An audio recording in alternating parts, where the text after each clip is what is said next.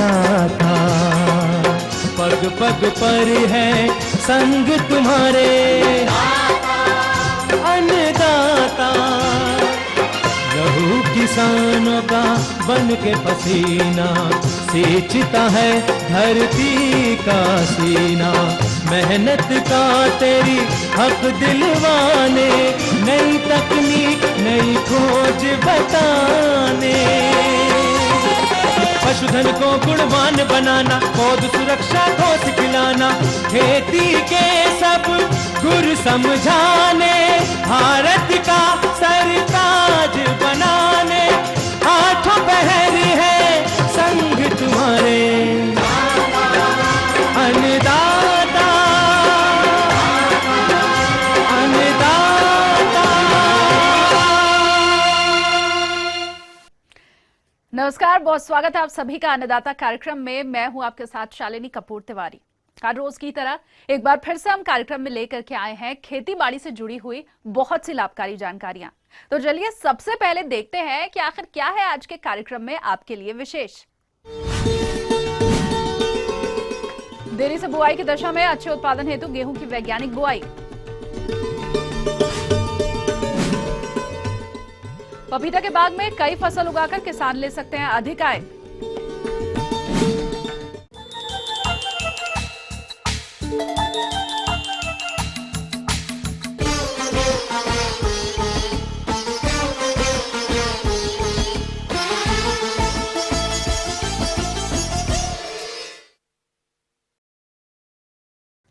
अपने प्रदेश के जो किसान भाई किन्हीं भी कारणवश समय पर गेहूं की बुआई नहीं कर पाए हैं, वो इस समय गेहूं की देरी से बोई जाने वाली किस्म का चयन करके और वैज्ञानिक प्रबंधनों को अपनाकर इस फसल से अधिक पैदावार ले सकते हैं।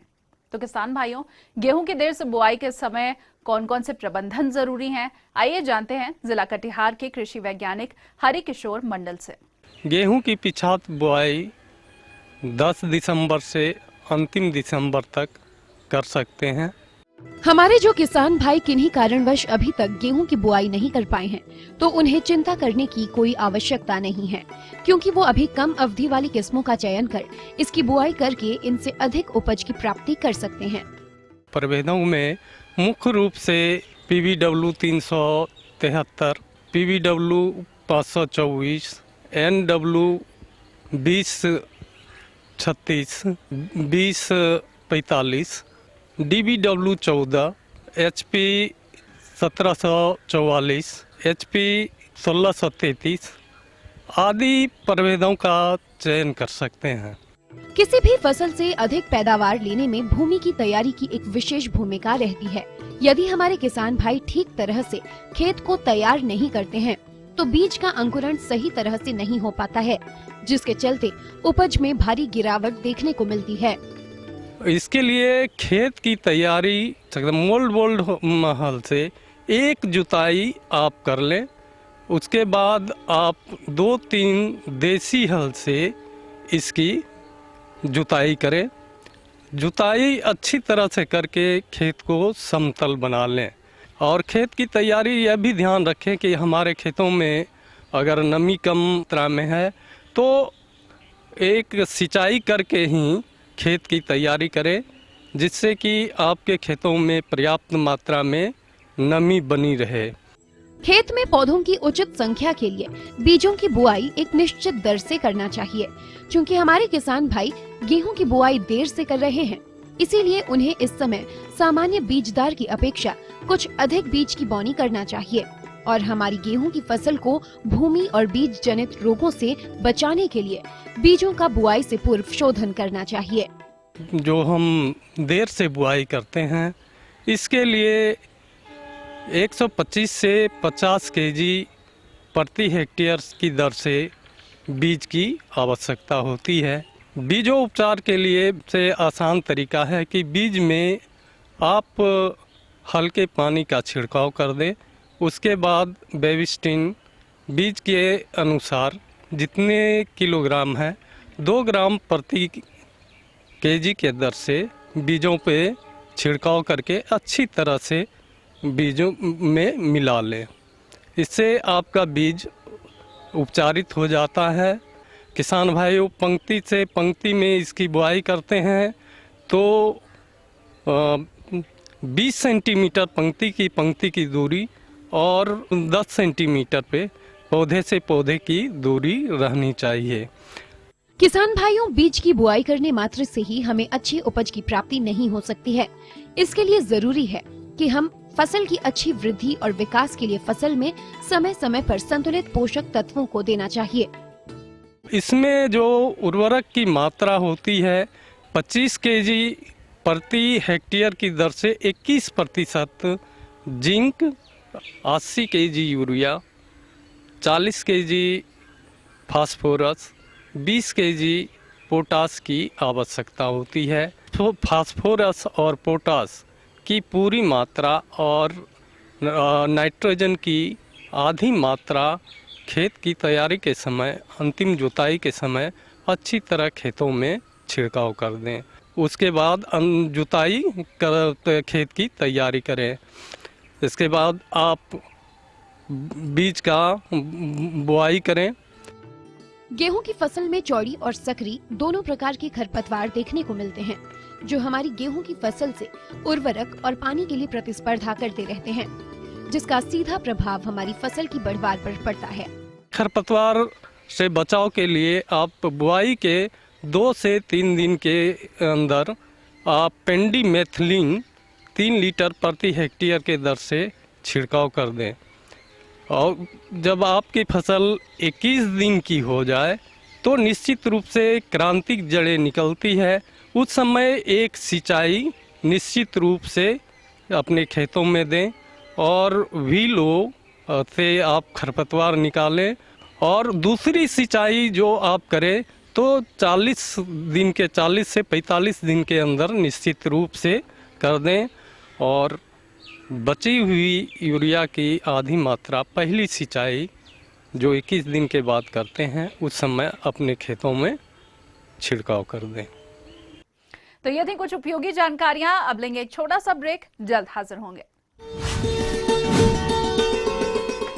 पपीता के बाग में कई फसल उगाकर किसान ले सकते हैं अधिक आय।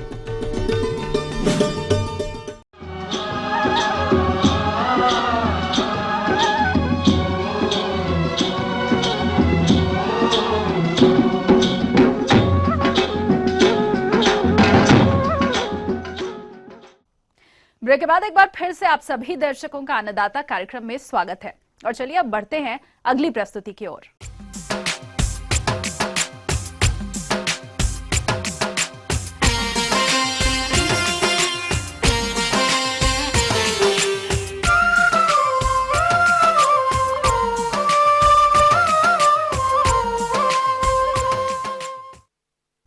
आज के समय में एकल फसल खेती में लाभ का दायरा सिकुड़ता जा रहा है। इसीलिए जरूरी है कि एकल फसल के स्थान पर सहफसली खेती पर जोर दिया जाए। और आज बहुत से किसान भाई कम समय और कम जगह में सहफसल या फिर मिश्रित खेती करके अच्छी आय भी अर्जित कर रहे हैं। तो किसान भाइयों, आप पपीता के बाग में कौन कौन सी फसल ले सकते हैं, इस विषय पर अपने सुझाव दे रहे हैं एक कृषि विशेषज्ञ डॉक्टर RL भारद्वाज। किसान भाइयों, आज बात करते हैं हम पपीते की फसल में अंतर सस्य किस प्रकार से करें।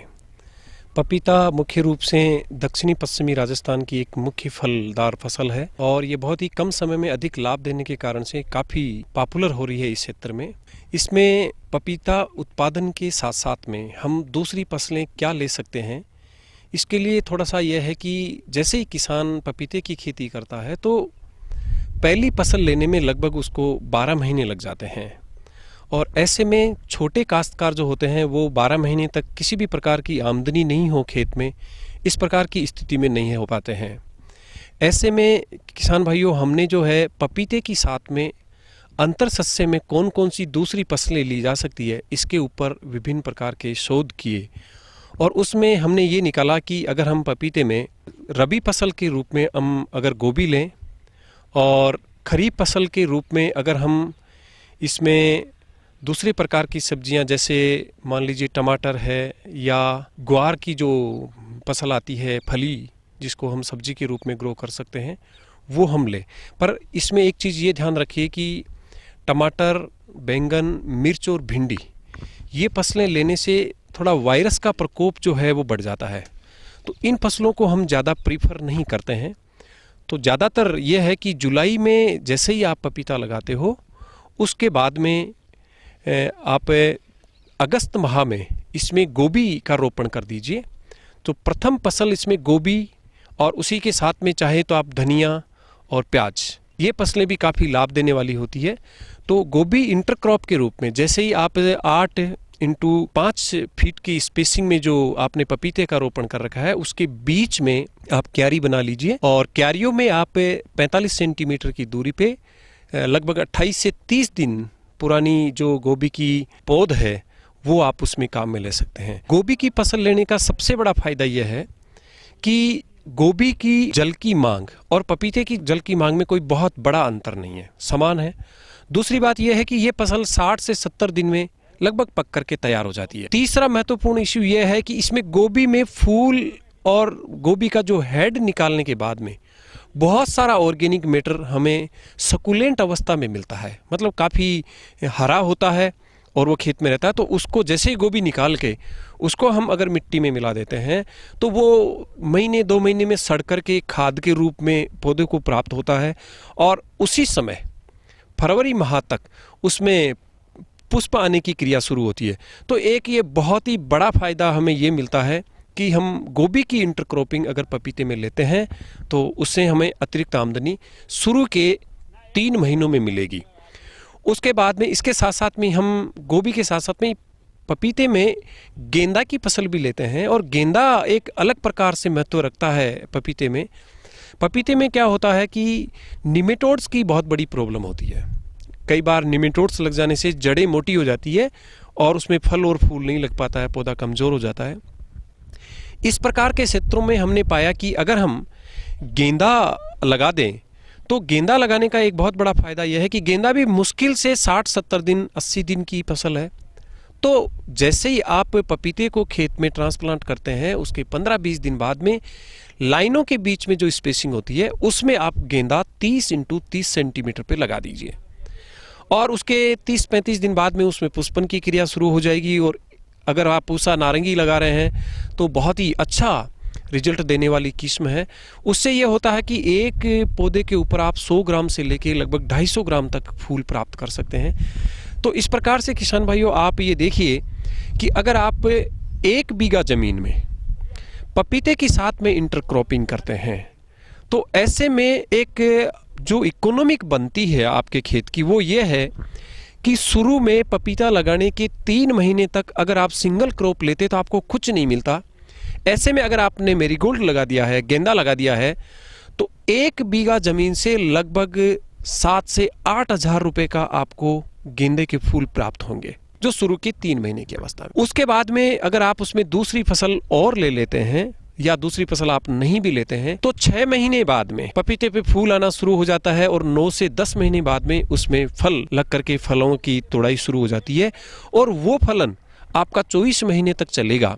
तो 24 महीने तक आपको कंटिन्यू आमदनी प्राप्त होगी, और 1 बीघे में लगभग 70 से 80 हज़ार रुपए आपको पपीते से प्राप्त हो जाते हैं। तो इस प्रकार से किसान भाइयों आप थोड़े से एरिया में 1 बीघा में 2 बीघा में एक साथ 3 से 4 फसलों का उत्पादन ले सकते हैं, जो आपके आर्थिक लाभ के लिए बहुत ही महत्वपूर्ण है। और इन फसलों का चयन आप बाजार की मांग के हिसाब से करेंगे तो आपको निश्चित रूप से लाभ होगा, और आपकी ज़मीन का, आपके संसाधनों का भरपूर उपयोग होगा। आगे और भी यहाँ कुछ रोचक जानकारियां पर यहाँ पर रुकेंगे, एक और ब्रेक के लिए जल्द हाजिर होंगे। बाजार मांग के अनुसार किसान भाई कैसे तैयार करें अच्छी क्वालिटी के गुड़।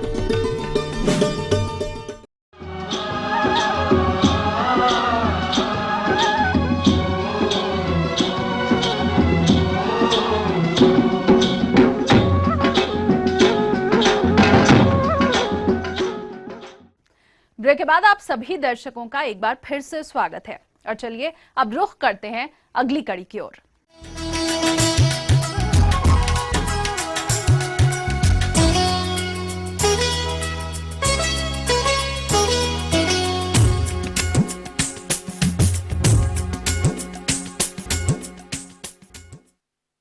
राज्य में 40% उत्पादित गन्ने से ज्यादातर लघु और सीमांत किसान गुड़ बनाते हैं। जिससे इन लोगों को रोजगार और अच्छी आय के अवसर मिलते हैं। इसीलिए जो किसान भाई गन्ने से गुड़ बनाना चाहते हैं तो वो अच्छी क्वालिटी का गुड़ बनाने के लिए किन किन तकनीकी बिंदुओं को ख्याल में रखेंगे, इस बारे में अपने सुझाव हमारे बीच साझा कर रहे हैं एक प्रगतिशील किसान रविंद्र चतुर्वेदी। मैं वर्ष 20 साल से गुड़ बनाने का ये कारोबार कर रहा हूँ। 15 और 20 नवंबर से हम गन्ने की पिलाई की शुरुआत करते हैं। ये जो गन्ने की पिलाई सबसे पहले गन्ने के क्रशर पर आती है। गन्ने पे क्रशर के द्वारा जो लड़के हैं वो उसमें 5-5, 6-6, 10-10 गन्ने देते हैं, जिससे जो जूस निकलता है। रस निकालने हेतु तिरछी क्रशर मशीन का प्रयोग किया जाता है, जिसमें रस निकालने की क्षमता अधिक होती है। गन्ने के रस में फेनोलिक पदार्थ पाए जाते हैं, जो लोहे के संपर्क में आने पर गहरा नीला रंग और काले रंग का अवयव बनाता है, जिसका गुड़ के रंग पर विपरीत प्रभाव पड़ता है। जिसे कम करने के लिए क्रशर में क्रोमियम लपेटे हुए क्रशर वाले मशीन का ही उपयोग करें। तो पिलाई गन्ने पेरने के बाद क्रशर से जब गन्ना पिर जाता है, इसके बाद पास में रखी हुई गाड़ी में उसकी छोई गिरती है। उस छोई को जो है उस प्लाट में खेत में उसको फैलाते हैं। इसको लगभग 2 दिन सूखने में लगते हैं। सुखाने के बाद इसको इकट्ठा करके फिर इसमें भट्टी के मुंह पर ले जाते हैं और भट्टी पर एक लड़का वहाँ बैठ करके इसको धीरे धीरे झोंकता है।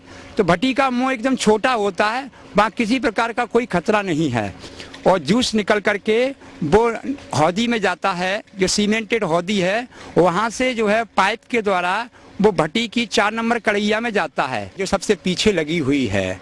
उसमें वो लगभग जो है 5-10 मिनट तक जो है वो गर्म होता है रस। इसके बाद में वो रस जो है धीरे धीरे डोंगा के द्वारा उसको कढ़ाई नंबर 3 में उसको काटते हैं। उस कढ़ाई नंबर 3 में उसको करीबन 5 या 7 मिनट के लगभग लगते हैं। तो भिंडी का पानी उसकी ऊपरी सतह पर होने के कारण गंदगी को और मैल को पकड़ लेता है। पकड़ने के बाद वो झज्जर से उठा करके वो पास में रखी हुई डलिया में डालते हैं, जिसमें प्लास्टिक की जाली लगी हुई है। उन प्लास्टिक की जालियों में मैला रह जाता है और रस उसमें टपक जाता है। सामान्यतः गुड़ की मांग और बाजार भाव उसके रंग पर निर्भर करता है। इसके लिए बहुत से किसान भाई गहरा पीला रंग करने के लिए हाइड्रोस पाउडर का अत्यधिक मात्रा में इस्तेमाल करते हैं। हाइड्रोस पाउडर जरूरत से अत्यधिक इस्तेमाल करने पर गुड़ में सोडियम की मात्रा बढ़ जाती है, जिससे गुड़ में नमी सोखने की क्षमता बढ़ जाएगी। फलस्वरूप गुड़ गीला हो जाएगा और गुड़ पर फफूंदियों का प्रकोप होने की संभावना बढ़ जाएगी। इसके बाद जब 3 नंबर कढ़ैया में रस जो है धीरे धीरे साफ हो जाता है, फिर इस रस को हम आने वाली 2 नंबर की कढ़ैया में डालते हैं। जिस कढ़ैया में रस टूटता है और टूटते टूटते उसमें भी करीबन उसमें 5 मिनट या 7 मिनट उसमें लगते हैं, तो टूट जाता है। टूटने के बाद जो रस पक जाता है, फिर जो है पकने के बाद में फिर डोंगा की सहायता से हम उस रस को आगे वाली जो 1 नंबर कढ़ैया है उसमें डालते हैं, जिसकी मोटाई लगभग 2 इंची के आसपास है, जिससे कि रस उसमें जले नहीं। उसमें लगभग 7-8 लगभग 10 मिनट तक उसमें लगता है और 10 मिनट के अंतराल में वो जो है पक जाता है। जब रस का तापमान 103 डिग्री से 104 डिग्री सेल्सियस से ऊपर हो जाता है तो चाशनी बनने लगती है। तो उसमें 200 मिलीमीटर अरंडी का या मूंगफली का तेल डालते हैं। ऐसा करने पर चाशनी के जलने का खतरा कम हो जाता है। पक करके उसको हम देख लेते हैं कि इसमें गुड़ की तार आ गई, गुड़ बनने लायक हो गया, तो डोंगे की सहायता से उस 1 नंबर की कढ़ैया में से पास में रखे हुए चाक में उसमें डालते हैं, उसको खाली कर लेते हैं। इसके बाद जो है चाक में हम इसको 5 मिनट उसको ठंडा होने के लिए समय देते हैं।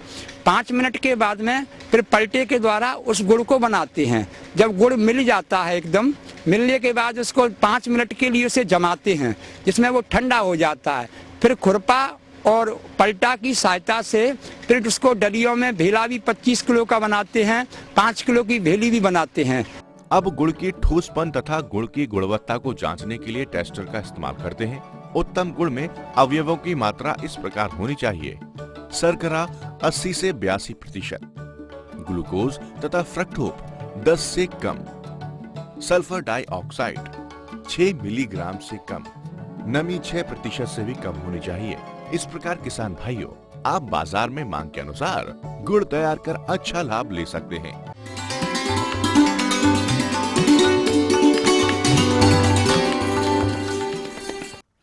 अन्नदाता हेल्पलाइन निशुल्क फोन संपर्क सेवा के माध्यम से आपके द्वारा पूछी गई समस्याओं में से एक या फिर दो महत्वपूर्ण समस्याओं को हम अपने कार्यक्रम में शामिल करते हैं और इसी के तहत आज की चयनित समस्या और उसका जवाब इस प्रकार है। अन्नदाता निशुल्क फोन संपर्क सेवा के माध्यम से पूछे गए प्रश्नों में से आज हमने जिस प्रश्न को कार्यक्रम में शामिल किया है उसे पूछा है जिला कटिहार के कृषक वीरेंद्र सिंह ने। यह सेम की फसल में पौध सुरक्षा उपायों के बारे में जानकारी चाहते हैं। तो वीरेंद्र सिंह जी, आपकी जानकारी हेतु प्रस्तुत है कार्यक्रम का यह अंश। रबी के मौसम में सेम की सब्जी भी किसान भाई बहुत तादाद में लगाते हैं। फली छेदक कीट, फली छेदक कीट यह कीट पत्तियों के अलावा फलियों में अंदर घुसकर उनके बीजों को और फली को खाना शुरू करता है, जिससे हमें उत्पादन में काफ़ी नुकसान होता है और इसकी जो गुणवत्ता है वो भी प्रभावित होती है। अगर इस प्रकार का कीट सेम की फसल में दिखाई दे, आप कार्बोरिल जो एक दवा आती है, 1 ग्राम दवा प्रति लीटर पानी के हिसाब से घोल बनाकर छिड़काव करें। किसान भाइयों, सेम की फसल में एक जीवाणु जनित झुलसन रोग भी लगता है। यह रोग भी सेम की फसल को काफ़ी हानि पहुंचाता है। इसमें पत्तियों पर जल शक्ति युक्त छोटे छोटे धब्बे बनते हैं। गहरे भूरे रंग के धब्बे धीरे धीरे बढ़ते जाते हैं और बाद में ये फली पर भी दिखाई देने लगते हैं। इसमें कोई भी कापर युक्त फंजीसाइड जैसे बिलीटॉक्स 50 नाम का एक फंजीसाइड या कवकनाशी बाजार में उपलब्ध है, या बिलीटॉक्स 50 जो दवा है वह भी 1 ग्राम दवा प्रति लीटर पानी के हिसाब से घोल बना करके 10-10 दिन के अंतर से छिड़काव करेंगे तो इस रोग का नियंत्रण हो जाएगा। और आइए अब देखते हैं कल दिखाए जाने वाले कार्यक्रम की मुख्य झलकियां। सिंचाई जल की उपलब्धता के अनुसार गेहूं की फसल में सिंचाई प्रबंधन। अच्छे फलन हेतु तो स्ट्रॉबेरी की हाइड्रोपोनिक्स तकनीक से खेती। हम ये उम्मीद करते हैं कि आज का कार्यक्रम आप सभी दर्शकों के लिए उपयोगी रहा होगा। किसान भाइयों, अन्नदाता आपकी सेवा के लिए संकल्परत है। कृषि संबंधित समस्या और सुझावों के लिए आप हमें इस पते पर संपर्क कर सकते हैं। प्रोड्यूसर अन्नदाता, ETV Bihar Jharkhand, Ramoji film city, Hyderabad 501512। साथ ही आप हमें ईमेल भी कर सकते हैं। हमारा ईमेल आईडी है annadatabihar@etv.co.in। इसके अलावा आप हमें निशुल्क हेल्पलाइन नंबर 180010084599 पर सोमवार से शनिवार सुबह 10 से शाम 4 बजे के बीच संपर्क कर सकते हैं।